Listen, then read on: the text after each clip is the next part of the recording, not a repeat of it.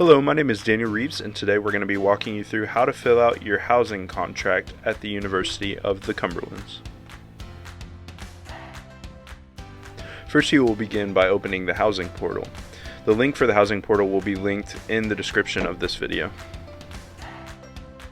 Next, you will go to the Applications tab and click Housing Contract. The next page will include the contents of the housing contract. This contract contains important information about housing, from links to the student handbook to the university's refund policy. Once you have read this carefully, sign below stating that you agree to the terms.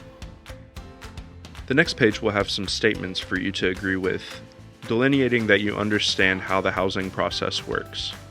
These policies include things such as checking in and out of the dorms with ResLife staff, holiday closings, and details on meals during closed periods.